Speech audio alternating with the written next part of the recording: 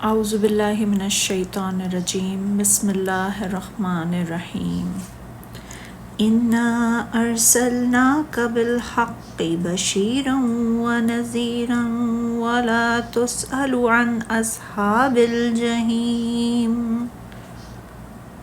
بے شک ہم نے آپ کو حق کے ساتھ خوشخبری دینے والا اور ڈرانے والا بنا کر بھیجا ہے، اور دوزخیوں کے بارے میں آپ سے سوال نہیں ہوگا۔ ارشاد باری تعالیٰ ہے، یعنی ہم آپ سے ان لوگوں کے انکار میں پرسش نہیں کریں گے جنہوں نے آپ کا انکار کیا ہے، جیسا کہ فرمایا سورہ رعد میں، آپ کے ذمے تو صرف ہمارے احکام پہنچا دینا ہے اور ہمارا کیا کام حساب لینا ہے۔ نیز اللہ کا فرمان ہے سورہ غاشیہ میں، چنانچہ آپ نصیحت کرتے رہیں کہ آپ تو نصیحت کرنے والے ہی ہیں، آپ ان پر داروغہ نہیں ہیں۔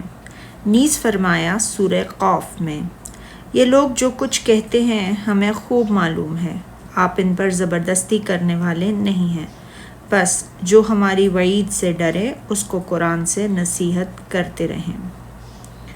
امام احمد رحمۃ اللہ علیہ نے عطا بن سیار سے روایت کیا ہے کہ میں نے عبداللہ بن عمرو بن عاص رضی اللہ تعالیٰ عنہ سے ملاقات کی اور عرض کی کہ مجھے یہ بتائیے کہ تورات میں رسول اللہ صلی اللہ علیہ وآلہ وسلم کی کیا صفات بیان کی گئی ہیں؟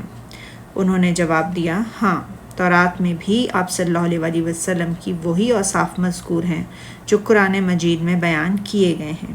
اے نبی صلی اللہ علیہ وآلہ وسلم، ہم نے آپ کو شاہد، مبشر اور نذیر بنا کر بھیجا ہے۔ آپ امی لوگوں کے جائے پناہ ہیں، آپ میرے بندے اور رسول ہیں۔ میں نے آپ کا نام متوکل رکھا ہے۔ آپ بدخو ہیں، نہ سخت دل، نہ بازاروں میں شور و غل کرنے والے، نہ برائی کا بدلہ برائی سے دینے والے، بلکہ عفو درگزر کام لینے والے ہیں، عفو درگزر سے کام لینے والے ہیں۔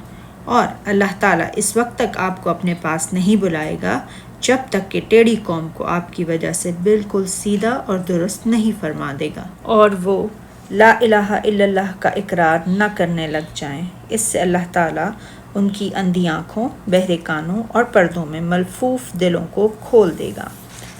اس روایت کو امام بخاری نے اپنی صحیح کتاب البیوع اور کتاب التفسیر میں بھی بیان فرمایا ہے۔ صدق اللہ العظیم۔